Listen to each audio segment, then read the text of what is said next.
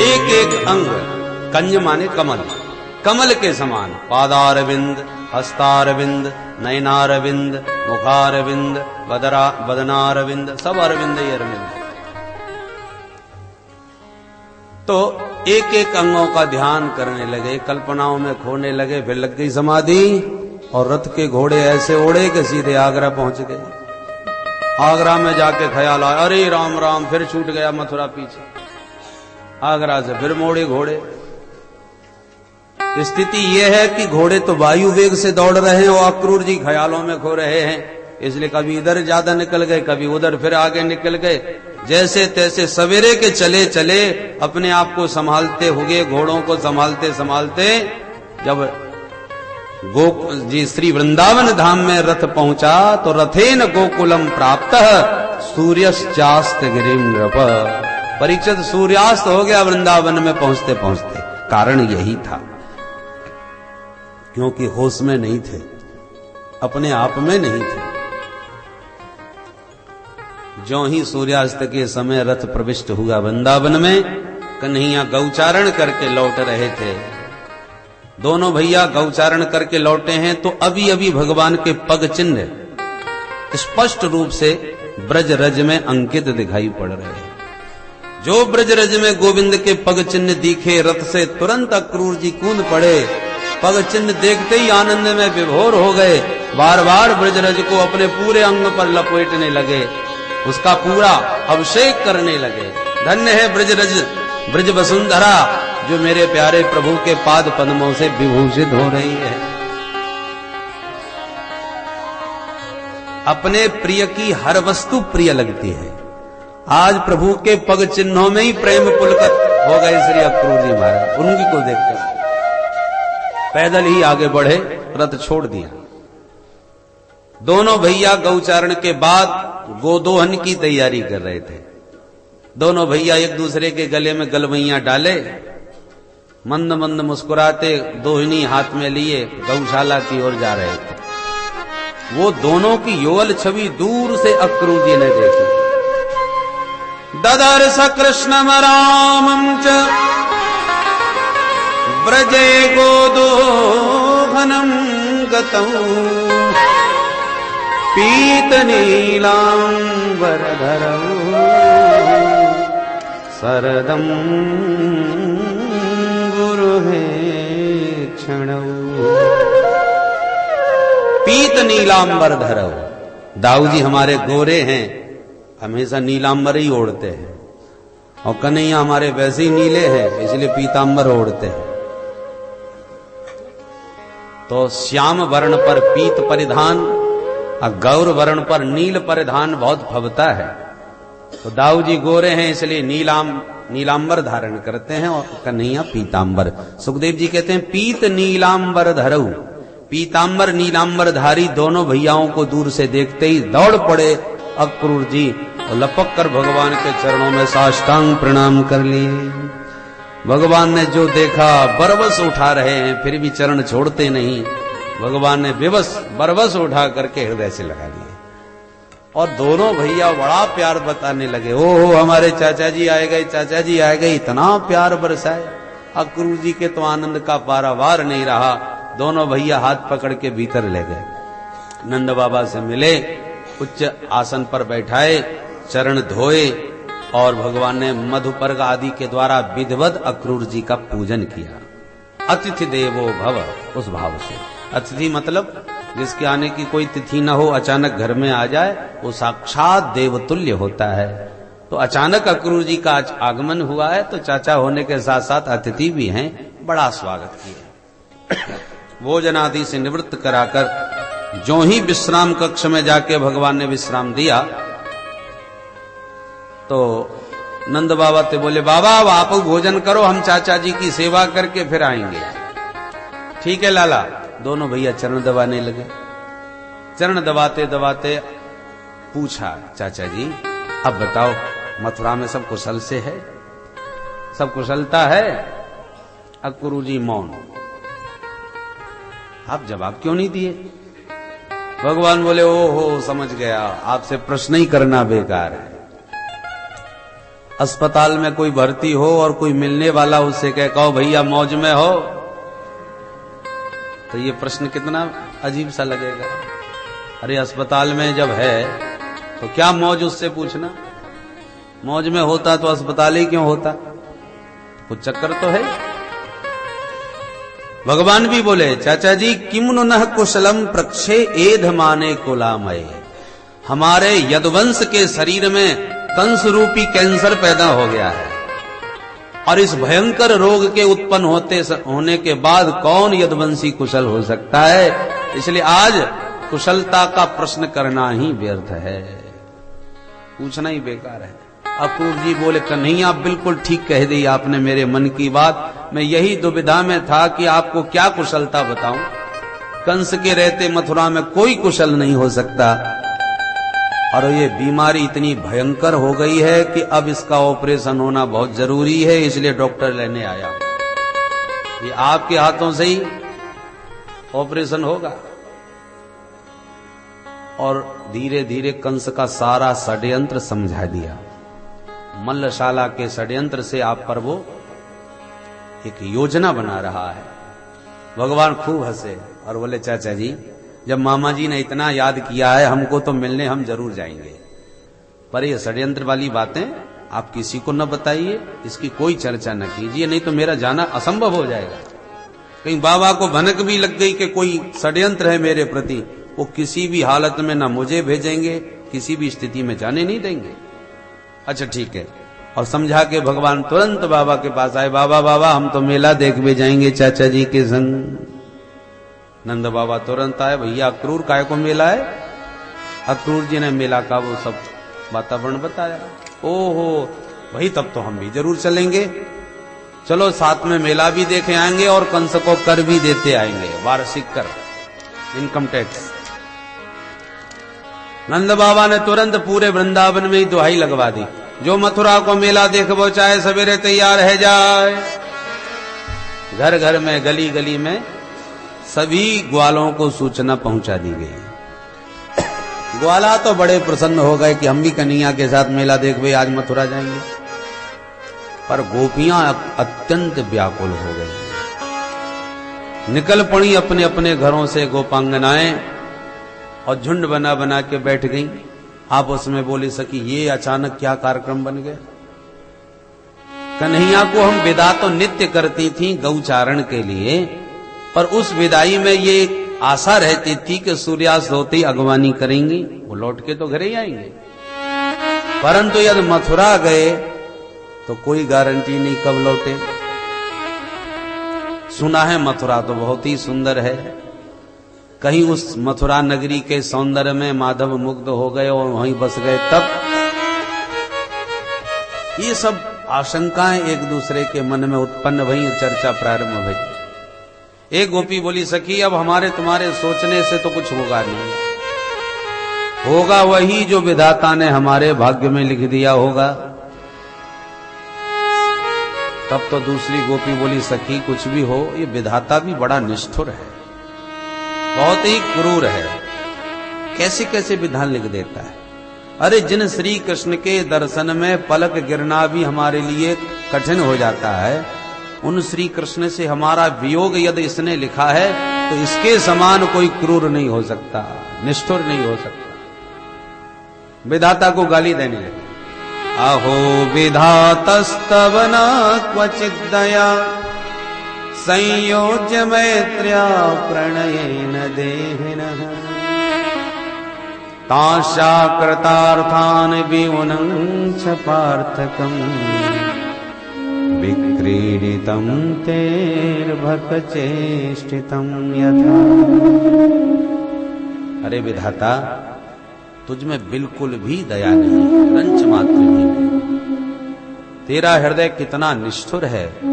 दूसरी बोली तेरा स्वभाव तो बच्चों जैसा है। अर्भक चेष्टितम, अर्भक उस बालक को कहते हैं जिससे कुछ भी ज्ञान न हो। वो नन्हे नन्हे बच्चे बढ़िया बढ़िया खिलौने से खेलते हैं, कुछ बच्चे अपने हाथों से मकान बना लेते हैं, ये मेरा घर है वो तेरा घर है, एक दूसरे के गुड्डा गुड़ियों की शादी भी करते हैं, बारात पंगत भी सब होती है। और खेलते खेलते तो माँ ने आवाज लाई, बच्चों बहुत समय हो गया, चलो घर। बस तो हाथ झड़ा के खड़े भये और एक दूसरे के घर में लात मारी, घर तोड़ दिया, खिलौने सब फोड़ फाड़ दिए और झाड़ पहुंच करके अपने घर गए। खेल खत्म।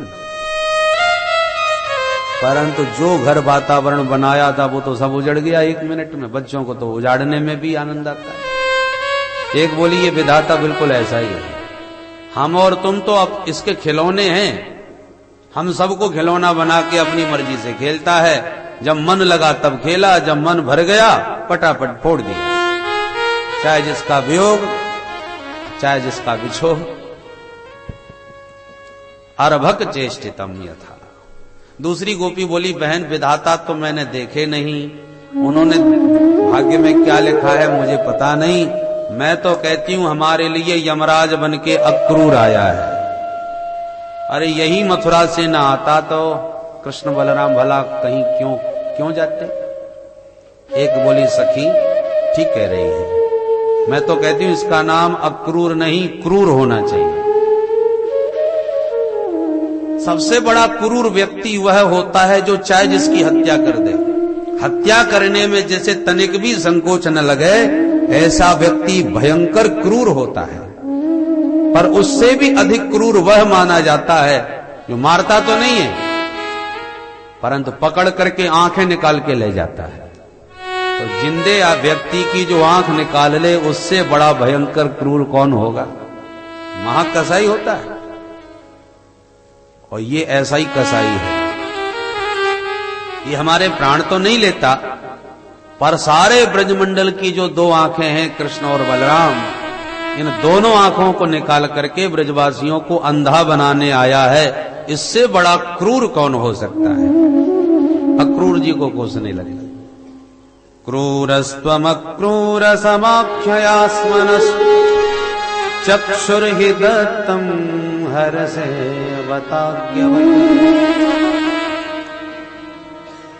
एक गोपी बोली, मैं देखती हूं कैसे ले जाएगा। दूसरी बोली, तू क्या कर लेगी। बोले, मैं उसके रथ के घोड़े पकड़ूंगी, उसके रथ के पहिया को पकड़ लूंगी और फिर भी न रोके तो मथुरा के मार्ग में ही लेट जाऊंगी। सब आपस में ऐसे ऐसे कि क्या किया जाए, कैसे किया जाए। दूसरी बोली, तब तो बहुत अपकीर्ति भी अपनी होगी, बदनामी भी बहुत हो जाएगी।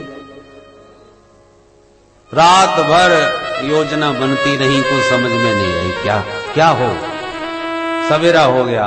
नंद बाबा तो बैलगाड़ियों में गोरस रख करके पलायन कर गए मथुरा की ओर। और नित्य कर्म से निवृत्त गोविंद दाऊ भैया के साथ ज्यों ही अक्रूर जी के रथ में विराजमान हुए, गोपियों ने दौड़ करके रथ को चारों ओर से घेर लिया। भगवान गोपियों की मनोगत स्थिति को जान गए। उनकी विरह व्यथा को दूर करने के लिए प्रभु अक्रूर जी को रुकने का इशारा किए और खड़े होकर के गोपियों को समझाने लगे। तांस तथा तप्यति निवीक्ष स्वप्रस्थाने यदुत्तम सांत्वयामास सप्रेमयी आयास्यति दौत्यकैः। भगवान कहते हैं, देवियों केवल 2 दिन की बात है, तुम इतनी अधीर न हो। संयोग वियोग दिन रात की तरह जीवन में आते जाते रहते हैं। इतने दिन का हमारा तुम्हारा संयोग हुआ, अब केवल 2 दिन की बात। आज जाऊंगा, कल मथुरा का मेला देख लूंगा, परसों अपने घर वापस आ जाऊंगा। तो इसके लिए तुम इतनी अधीर क्यों होती हो। जहां गोपियों के कान में पड़ा परसों आ जाऊंगा, तो गोपियों को एक जीवन की आशा जगी, एक आधार मिला और अवसर पा करके अक्रूर जी को संकेत मिला और अक्रूर जी ने वायु वेग से रथ दौड़ा दिया। गोपियों ने तुरंत मार्ग छोड़ दिया। तो जब तक रथ की धूल भी उड़ती रही, तब तक निर्निमेष नयनों से निरंतर उधर ही निहारती रही। मानो माधव के साथ ब्रजांगनाओं का मन मथुरा चला गया, तन मात्र ब्रज में शेष रहा। अक्रूर जी की मनोदशा बिगड़ गई। राम राम। गोपियों के जीवन धन सर्वस्व हैं श्री कृष्ण, और मैं किस प्रकार से क्रूरता पूर्वक उन्हें छीन लाया उनसे। ऐसा लग रहा था जैसे उनके प्राण ही छीन करके ले जा रहा हूं। सचमुच मैं बहुत ही निष्ठुर हूं, और मैं लेके जा भी कहां रहा हूं, उस पापी कंस के पास जो इतना क्रूर है, जो अपने पिता को ही बंदी बना के पटके हुए है, किसी पर भी तनिक दया नहीं करता। उसका षड्यंत्र भी मैं समझ रहा हूं, और उस पापी के षड्यंत्र में इनको लेके जा रहा हूं। कितने सुकुमार दोनों बालक हैं, कितने प्यारे, कितने मधुर हैं। भगवान न करे कहीं कंस ने इनका कुछ अहित कर दिया, तब ये गोपियां मुझे कभी क्षमा नहीं करेंगी। ये सब सोच सोच के अक्रूर जी भी थोड़े से अधीर होने लगे। भगवान अक्रूर जी की मनोदशा समझ रहे थे। अचानक कालिंदी के तट से रथ निकला, निर्मल यमुना का शीतल जल देखा तो अक्रूर जी का स्नान करने का मन हो गया। प्रभु आज्ञा मिले तो एक डुबकी लगा लूं? भगवान बोले अवश्य। प्रभु आप भी स्नान कर लो। भगवान बोले चाचा जी हमें पानी से बहुत डर लगे, आप ही नहाए लो, मेरी हिम्मत ना पड़े। तो ठीक है आप दोनों यहां रथ में बैठो, मैं अभी एक डुबकी लगा के आता हूं। यों कह करके अक्रूर जी जैसे ही रथ से नीचे उतरे, जमुना जी में प्रवेश करके एक डुबकी मारी कि डुबकी मारते ही कृष्ण बलराम पानी के भीतर खड़े नजर आने लगे। अक्रूर जी घबरा गए, हे भगवान, अभी ये बच्चे कह रहे थे पानी से डर लगे और 1 मिनट में पानी में कूद गए। हड़बड़ा गए बेचारे, तुरंत उछल करके बाहर देखा कि इतनी जल्दी डूब कैसे गए, अभी अभी तो इनको बैठा छोड़ के आया था। उछल के जब बाहर देखा तो दोनों भैया रथ में बैठे बैठे बातें कर रहे हैं। ध्यान से देखा, रे ये तो ऊपर बैठे हैं, फिर नीचे मुझे कौन दिखा था। दोबारा डुबकी मारी तो दोनों भैया फिर पानी के भीतर। अब अक्रूर जी का माथा घूम गया कि ये दो कैसे हो गए। बाहर निकले तो रथ में, डुबकी मारे तो जल में। दोबारा जब डुबकी मारी तो कन्हैया तुरंत चतुर्भुज नारायण के रूप में प्रकट हो गए। दाऊ जी तत्क्षण शेष सैया बन गए। ब्रह्मादिक देवता, सनकादिक ऋषि चारों ओर से प्रकट हो गए। विविध वेद मंत्रों से गोविंद का स्तुति गान करने लगे। अक्रूर जी बोले, ओहो, ये तो मैं बिल्कुल भूल गया, ये तो साक्षात श्री हरि नारायण हैं जो भूभार हरण करने के लिए धरातल पर आए हैं। मैं इनको नन्हा बच्चा समझ करके घबरा रहा था कि कंस कुछ गड़बड़ न कर दे। अरे इनका कोई क्या बिगाड़ेगा, ये तो स्वयं सबका दमन करने के लिए पधारे हैं। ये ज्ञान होते ही अक्रूर जी ने प्रणाम किया और जल में विराजमान माधव की स्तुति करना प्रारंभ कर दिया। न तोस्मि हम त्वाखिल हेतुम नारायणं पुरुषमाद्यमव्ययम् यन्नाभिजातादरविन्दकोशात् ब्रह्मा विरासीत् यतैष लोकः ब्रह्मा विरासीत् यतैष लोकः। न दोष में हम, आपको मेरा बारंबार नमस्कार है प्रभो। त्वाम अखिल हेतु हेतुम, आप समस्त जगत के कारणों के भी मूल कारण हो। यन्नाभिजातात अरविंद कोशात्, आपके नाभि से ही कमल प्रकट होता है, जिस कमल कोश से ब्रह्मा विरासीद यशेष लोकः, उसी कमल कोश से ब्रह्मा जी प्रकट होके इन सारे संसार के जीवों का सृजन करते हैं। ऐसे हे आदि पुरुष प्रभु नारायण, आपको मेरा बारंबार प्रणाम। आप ही राम जी बन के आए थे रावण का अंत करने के लिए। नमस्ते रघुवर्याय रावणांत कराय च। भगवान ने किस किस रूप में क्या क्या कार्य किए उसका सूत्रात्मक वर्णन करते हुए अक्रूर जी ने पूरे 1 अध्याय में स्तुति की है। भगवान का स्तवन करके अक्रूर जी जब बाहर निकले, रथ में बैठे प्रभु को आंखें फाड़ फाड़ के देखने लगे, ये वही है। भगवान हंसने लगे, चाचा जी आप ऐसे आंखें फाड़ के क्यों देख रहे हो, क्या हो गया? किमते दृष्टि में हाद्भुतम, कोई आश्चर्य देख लिया क्या? अक्रूर जी तुरंत चरणों में गिर पड़े। प्रभु आप स्वयं दिखाते हो और स्वयं ही पूछते हो। अब क्या देखा वो आप सब जानते हो, फिर भी अनजान न बनो प्रभु। मैं आपको बहुत अच्छी तरह अब जान चुका हूं, इसलिए आपको वचन देना होगा कि पहले आप मेरे घर चलेंगे। भगवान बोले चाचा जी पहले तो नहीं, पर बाद में अवश्य चलेंगे, मामा जी से मिलने के बाद। अच्छा प्रभु जैसी आपकी इच्छा। वचन दिया, प्रस्थान किया। एक प्रहर दिन बाकी था, सूर्य अस्ताचल की ओर जा रहा था। तब भगवान ने मथुरा में प्रवेश किया। नंद बाबा पहले से बैलगाड़ियों से पहुंच गए थे। नंद बाबा बोले बेटा बड़ी देर लगाए दे आवे में, कब से हम राह देख रहे हैं। कन्हैया बोले बाबा मैंने देर ना करी, रास्ते में चाचा जी जमुना जी में घंटन तक नहाते रहे, सुबेलम बह गए। अच्छा कोई बात ना है, आराम करो लाला, कल खूब मेला देखेंगे। कन्हैया बोले बाबा आप आज्ञा दो तो ने आज देखे आए, बाकी को कल देख लेंगे। नंद बाबा बोले कन्हैया बेटा ये अपनो वृंदावन ना है जो मुंह उठाए के चाहे यहां चल दें। कंस की नगरी है, मथुरा शहर है, बड़ो भारी शहर है। मैं तो को अकेलो तो कबू ना भेज सकूं, तेरो का भरोसा कब कौन से लड़ भिड़ जाए, तू मेरे संग में चलियो बेटा।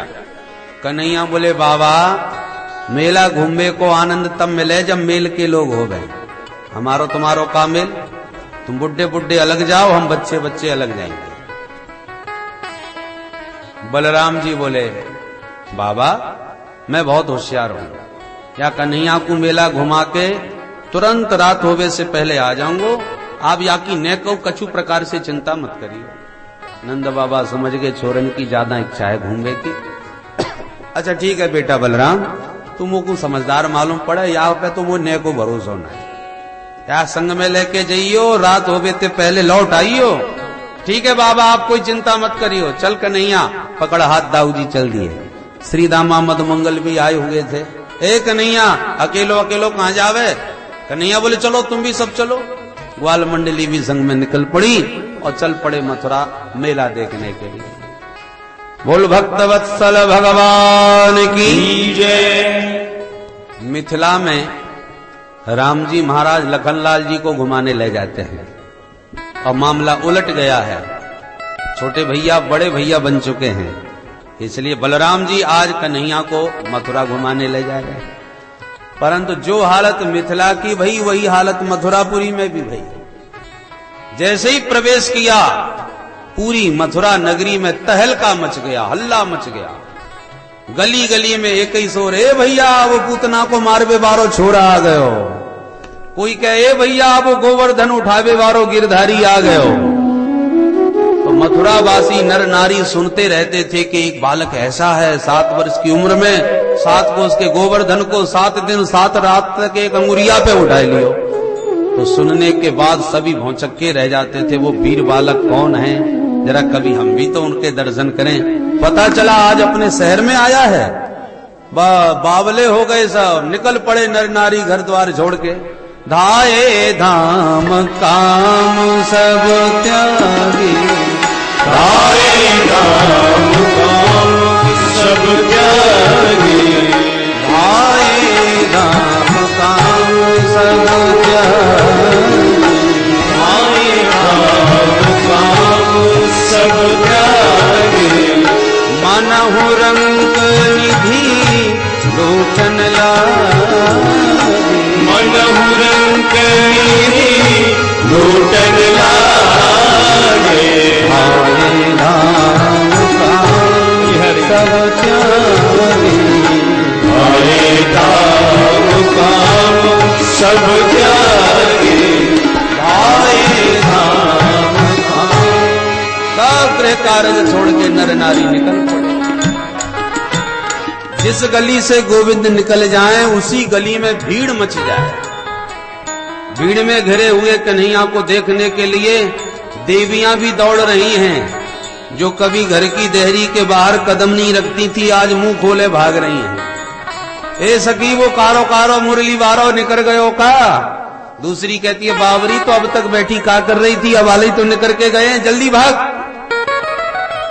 पागलन की तरह बेचारी डोल रही है और जो निकल नहीं पा रही वो ऊपर से ही झांक रही है, छज्जों से झरोकों से झांक झांक करके दर्शन कर रही है।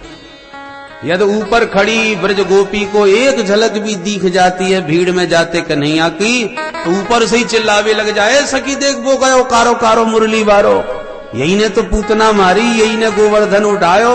दूसरी कहती है हे भगवान ने 100 छोरा ये 1.5 हड्डी को कितनो सुकुमार लगो, और ये इतनो बड़ो गोवर्धन कैसे याने उठायो होगो, मुझे तो नेको आंखन पर भरोसा ना हो, या बात पे नेको विश्वास ना हो। दूसरी कहती है सखी वो जो संग में या को एक और है ना जो गोरो गोरो सो, ये कम ना है, या के बारे में मैंने ऐसी सुनी है कि या ने धेनु का सुर को पैर पकड़ के चक्कर घन्नी करके घुमा घुमा के मार दियो। दोनों ही छोरा बड़े वीर बालक हैं, इतनी जोर जोर से बातें करती हैं कि कन्हैया जब नीचे जाते जाते सुनते हैं कानों से कि हमारे बारे में कोई बात कर रही है, तो तिरछी चितवन से ऊपर देखे भी लग जाए, और जाके ऊपर कन्हैया की चितवन चल जाए, वही बेचारी बावरी है जाए, ए सखी देख देख मेरी तरफ कैसे देख रहे हैं। दूसरी बोलती है बावरी तेरी तरफ तो देख ही रहे थे, मेरी तरफ तो मुस्कुरा भी रहे थे। बोलो राधे राधे। भाई मिथिलापुरी के राम जी में और मथुरापुरी के श्याम जी में बस इतना ही अंतर है। राम जी महाराज तो बड़े लजीले शर्मीले सकुचीले, संकोच के मारे निगाह इनकी ऊपर ही कभू ना उठे, पर मथुरापुरी के कृष्ण कन्हैया तो बड़े चंचल चपल, अपनी चितवन से अपने नटखट हाव भावों से बरबस सबका मन चित्त चुरा लेते हैं, इसलिए तो कृष्ण हैं। करसयति इति कृष्ण, बरबस जो आकर्षित कर ले, जबरदस्ती जो चित्त को चुरा ले, वो चित्त चोर श्री कृष्ण। मथुरा के नर नारियों का चित्त चुराए चले जा रहे हैं। नयनों का बड़ा चमत्कार है कन्हैया के। एक संत ने बड़ा सुंदर पद में वर्णन किया है, एक एक शब्द पर ध्यान दीजिए। भगवान की चितवन का क्या चमत्कार है। जादू भरी तेरी आंखें जिधर गई, जादू भरी तेरी आंखें जिधर गई, जादू भरी तेरी आंखें जिधर गई, जादू भरी तेरी आंखें जिधर गई। नैनों की कटारी बारी बारी छुई हुई शक्तियां से उतर गई, नैनों की कटारी बारी बारी छुई छुई शक्तियां से उतर गई। जादू भरी तेरी आंखें जिधर गई, जादू भरी तेरी आंखें जिधर गई। प्रेम की लड़ी हरी मृग दोनों, प्रेम की लड़ी हरी मृग प्रेम की लड़ी हरी मृग दोनों, प्रेम की लड़ी हरी मृग बरस परी मोती सी बिखर गई, बरस परी मोती सी बिखर गई। जादू भरी तेरी आंखें जादू भरी तेरी आंखें जिधर गई।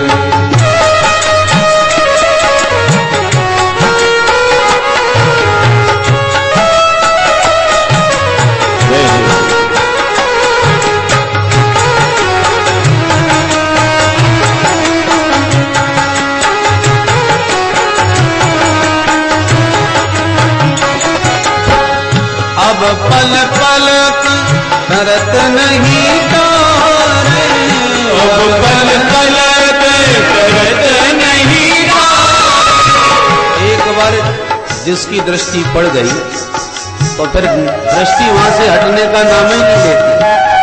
और क्षण भर को यदि कोई व्यवधान आ गया, पलक गिर गई या अवरोध आ गया, तो ऐसा लगता है जैसे किसी ने प्राण ही हमारे छीन लिए। ये हालत हो जाती है, पल भर को दृष्टि हटती नहीं। अब पल पलक करत नहीं ताने, अब पल पल में करत नहीं ताने। छिन छोरत जनो जानन कर गई, छिन छोरत जनो जानन कर गई। जादू भरी तेरी आँखें जादू भरी तेरी आँखें जिधर, जादू भरी तेरी आँखें जिधर गई।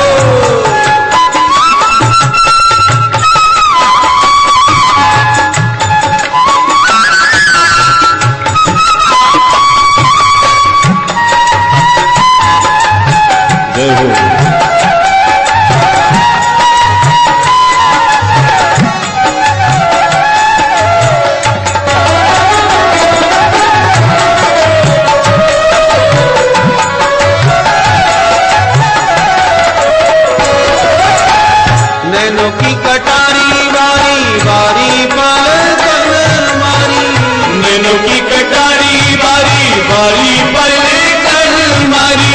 किसी को कटारी मार दो घायल हो जाएगा बेचारा, परंतु डॉक्टर साहब औषधियों के बल पर उसका घाव ठीक कर देंगे, बाद में फिर ज्यों का त्यों हो सकता है। पर इनके नयनों की तिरछी चितवन से जो घायल हो गया वो जिंदगी भर के लिए बीमार हो गया, वो कभी संभलता ही नहीं है, स्वास्थ्य उसका सुधरने वाला नहीं है, हमेशा के लिए रोगी हो जाता है।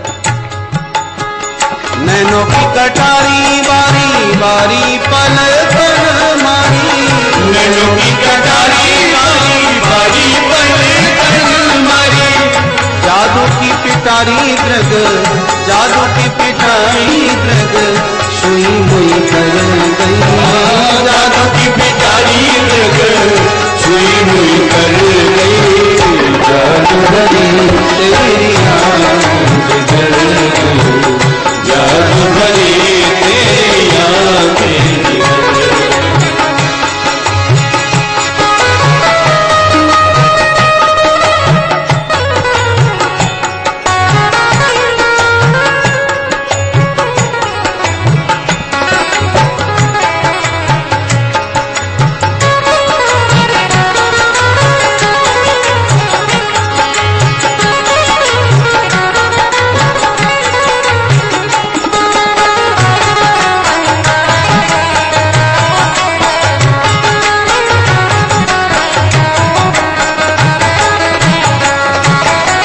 मुकुलित ललित कली ही विकसित, मुकुलित ललित कली ही विकसित। सूर्य को देखते ही अपने आप कमलनी खिल जाती है, चंद्रमा को देखते ही कुमुदनी एकदम विकसित हो जाती है। अब कोई पूछे ऐसा क्यों होता है? कोई अंतर मन का प्रेम है जिसे कोई बता नहीं सकता।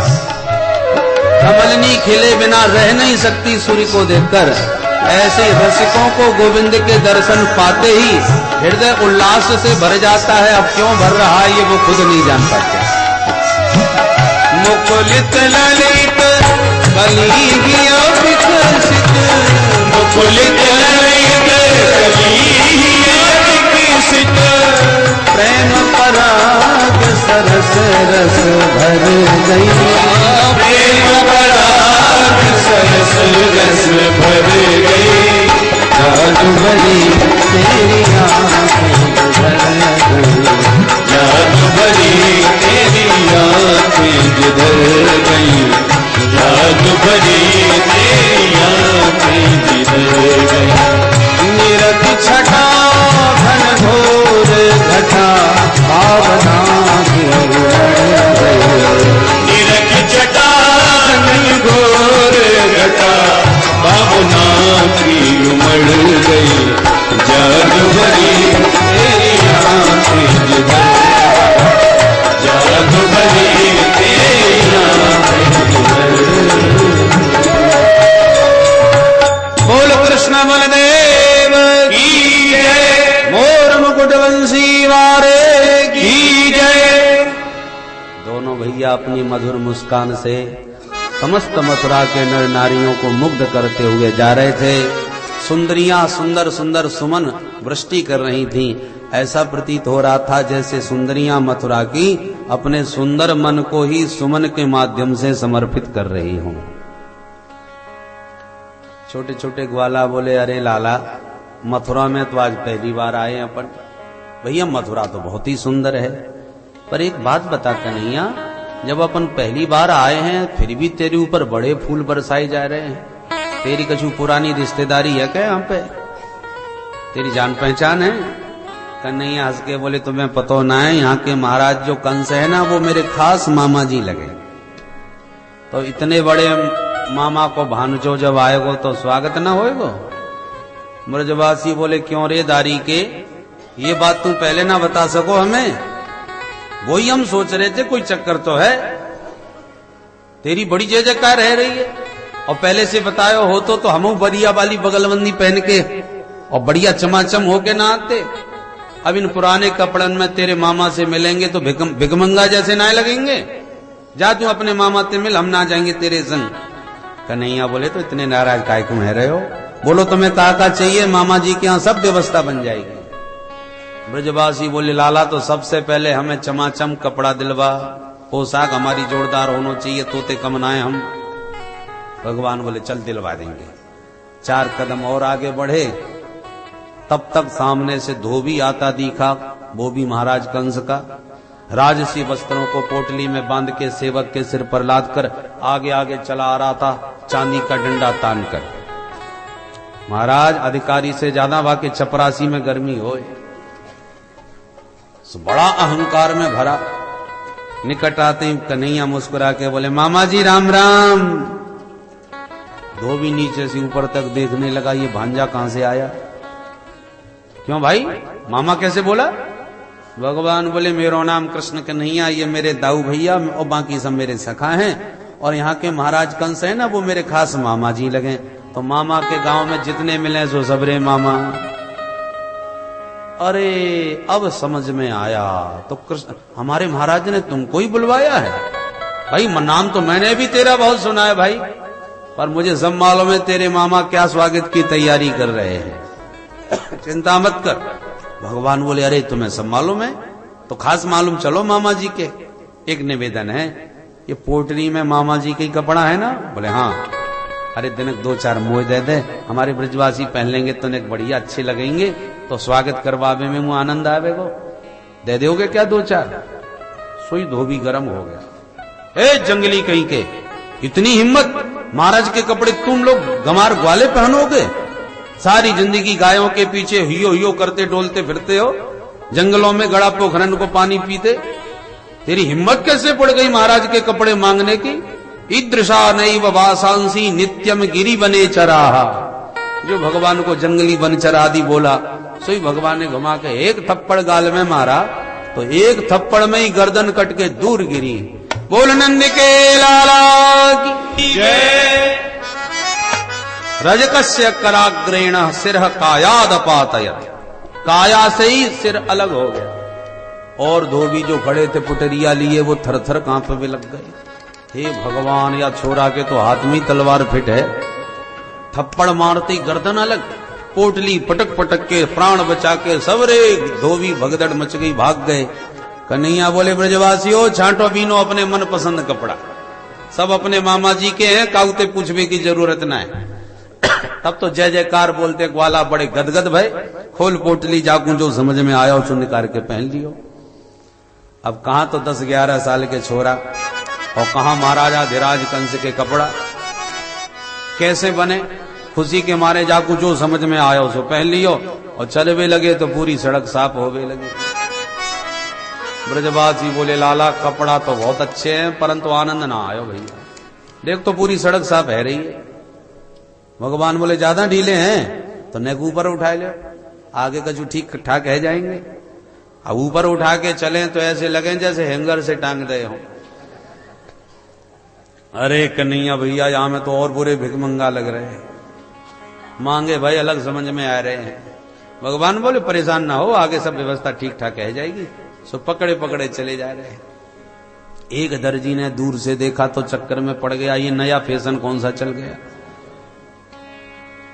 उससे नहीं रहा गया, दौड़ के आया, प्रभु को प्रणाम किया और बोला सरकार ये कपड़े कुछ ठीक नहीं लग रहे, आप आज्ञा करो तो मैं ठीक कर दूं। भगवान बोले भैया तेरो राम भलो करे, हम तो ये ढूंढ रहे हैं। अरे आओ आओ सरकार, ये रही अपनी दुकान। तुरंत अपने दुकान पर लाके भगवान को सारे परिकर के साथ विधिवत वस्त्र सिल करके अपने हाथों से फटाफट सबको पहनाए। सारे ब्रजवासियों को जब व्यवस्थित कपड़ा दर्जी ने अपने हाथों से पहनाए तो सबरे ग्वाला अब गदगद हो गए। कन्हैया भैया पूरे मथुरा के मेला में अब तो हम ही राजकुमार लग रहे हैं, अब आएगो आनंद मथुरा को मेला देखने में। कन्हैया बोले भैया दर्जी के तेने हमारे ब्रजवासी प्रसन्न कर दे, बोल तो को का इनाम दे जाए, मांग ले जो चाहिए सो। दर्जी ने मन में सोचा धोबी को क्या इनाम दी वो तो हमने देख ली। हाथ जोड़ के बोला सरकार आपकी दया दृष्टि बनी रहे, वो इनाम किताब का छूना चाहिए। भगवान बोले अच्छा हमारा आशीर्वाद है, तुम खूब फलोगे फूलोगे, आशीर्वाद दिया। तो आजकल आप देख ही रहे होंगे महाराज दर्जी कैसे फल फूल रहे हैं, जितने को कपड़ा उतने की सिलाई, वो आगे निकल जाए तो कोई आश्चर्य की बात नहीं। पूरा आशीर्वाद दर्जी को भलो है। आशीर्वाद देख के प्रभु आगे बढ़ गए। ब्रजवासियों से बोले ब्रजवासियों अब तो कोई कसर ना है।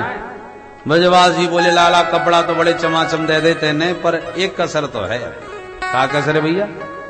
कन्हैया तू अच्छी तरह जाने ब्रजवासी माला के बड़े शौकीन हो, कोई माला ना पहनावे तो खुद ही खरीद के बाजार से ले आवे और बिहारी जी के सामने खड़े है आ जाए, हे बिहारी जी महाराज, दिखाई दे बिहारी जी को, डाल ली अपने गले, बिहारी जी की प्रसादी है। और बिना माला के ब्रजवासी उनको आनंद ना आवे।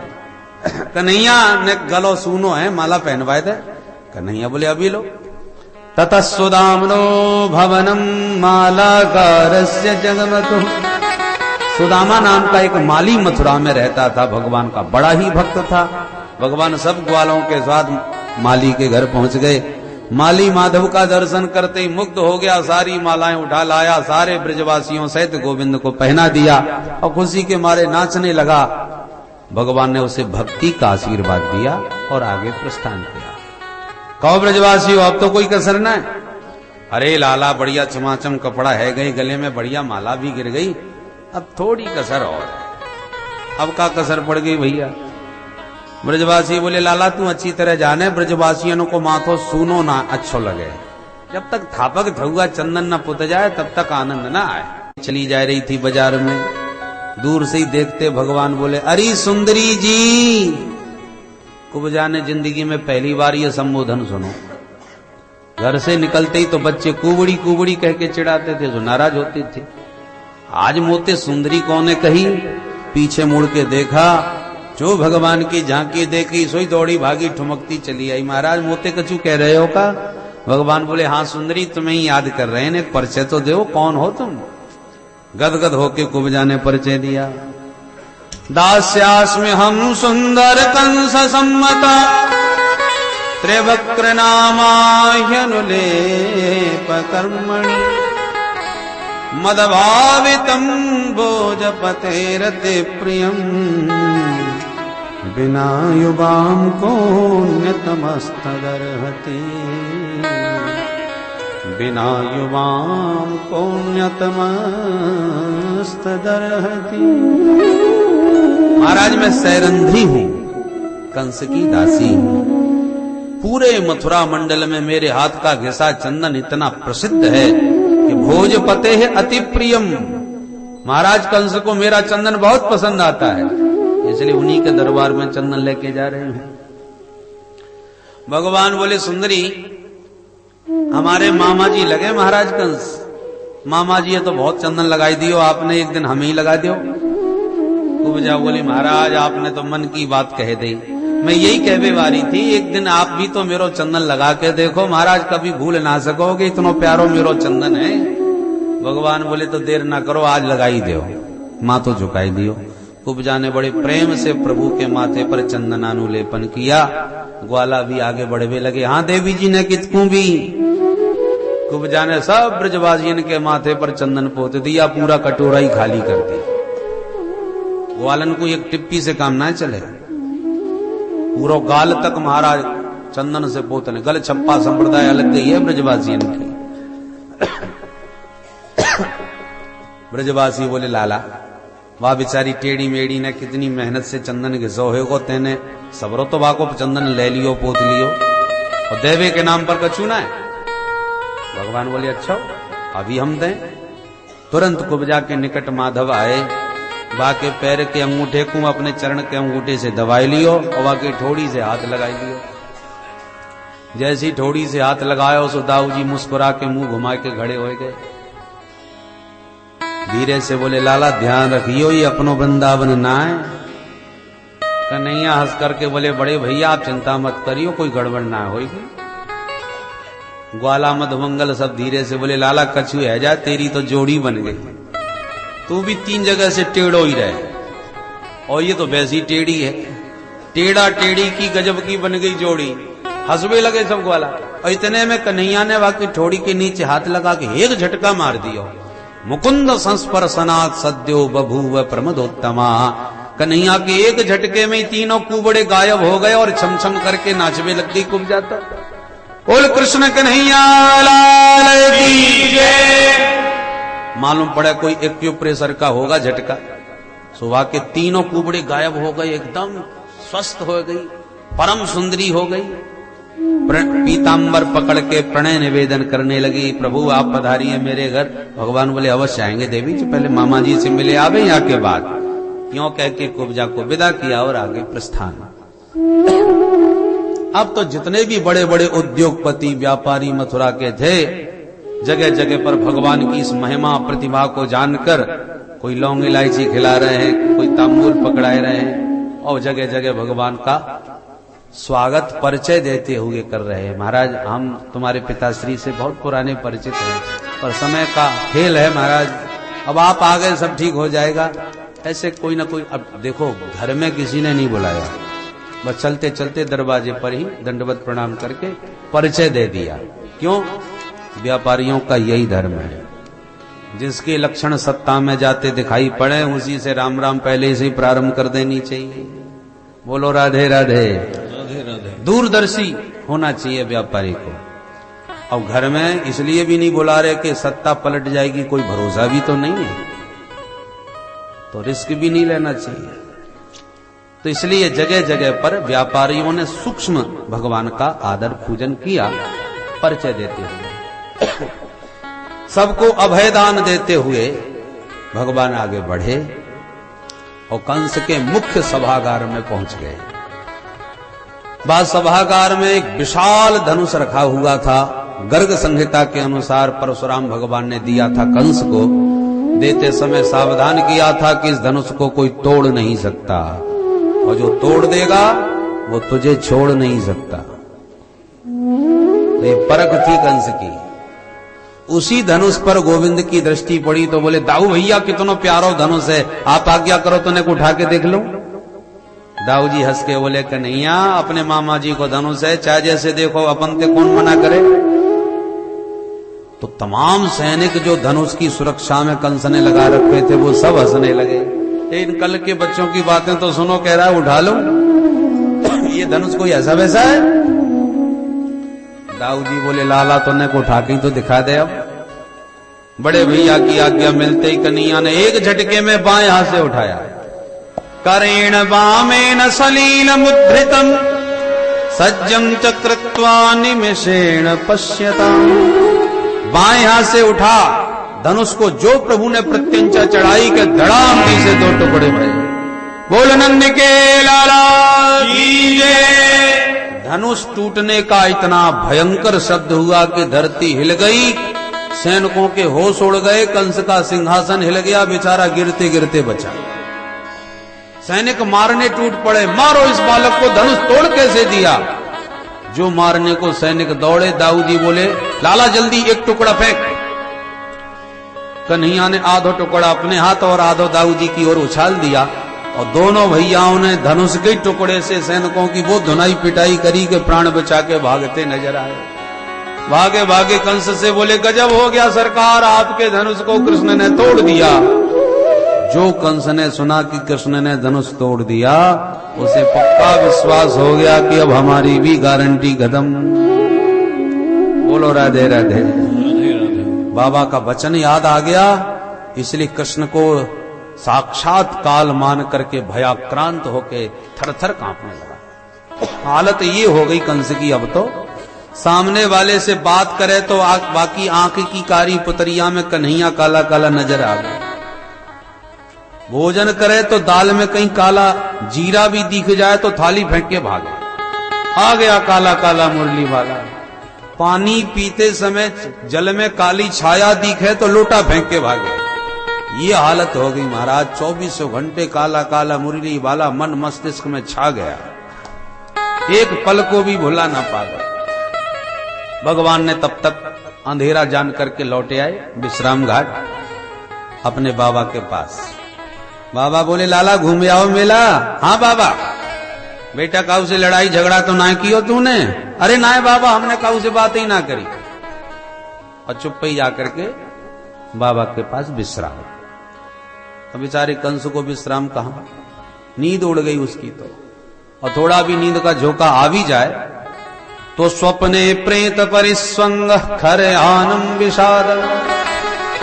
मृत्यु सूचक स्वप्न होते हैं, संकेत लक्षण सब मिलते हैं। स्वप्न में क्या देखता है कि तमाम भूत प्रेत मेरी ओर हाथ बढ़ा रहे हैं, आओ आओ भैया गले लग जाओ, कल आप हमारे मंडली में आने वाले हो। तो डर के मारे चीख पड़ता है और नींद खुल जाती है। भयंकर दुस्वप्न। कभी स्वप्न देखता है कि गधे पर बैठ के दक्षिण दिशा में जा रहा हूं। ऐसे यदि स्वप्न हो तो ये मृत्यु का इशारा है। चलते समय यदि परछाई में बीच में छिद्र नजर आते हो तो ये मृत्यु का इशारा है।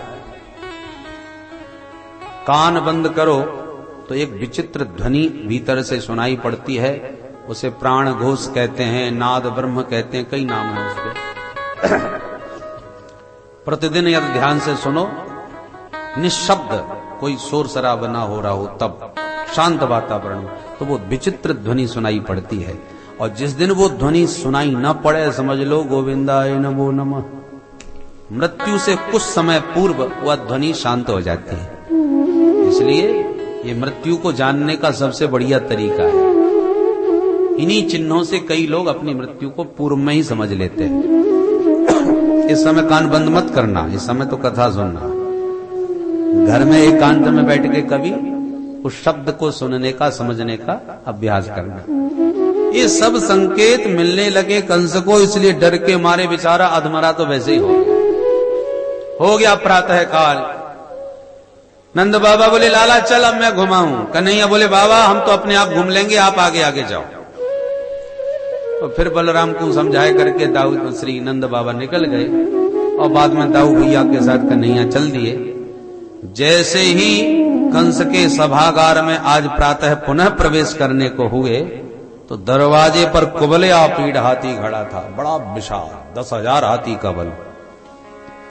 मदरा पान करा रखा था, मतवाला। भगवान बोले महावत हाथी हटाओ, उनको भीतर जाना है।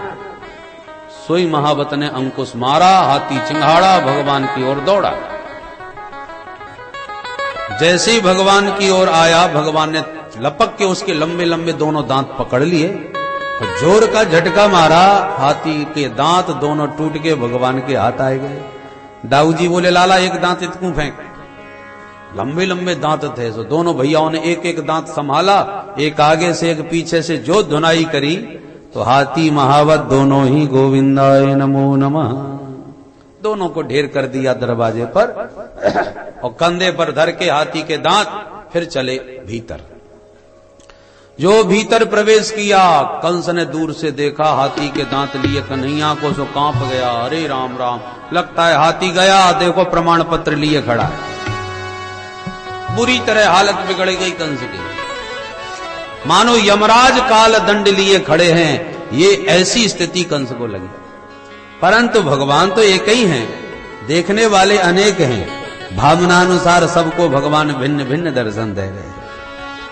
मल्लशाला बहुत विशाल, पहलवान बहुत दूर दूर के आए भय हैं, वो जब भगवान को देखते हैं तो ऐसा लगता है जैसे कठोर वज्र खड़ा है। इतने भगवान के अंगों में कठोरता नजर आती है पहलवानों को। स्त्रियों को लगा जैसे मूर्तिमान कामदेव प्रकट हो गए हैं। ग्वालों को लगा हमारा मित्र आ गया, नंद बाबा को लगा मेरा लाला आ गया, कंस को लगा मेरा काल आ गया, योगियों को लगा परम तत्व आ गया, वृष्णवंशियों को लगा हमारा रिश्तेदार आ गया। भावनानुसार सब अलग अलग दर्शन कर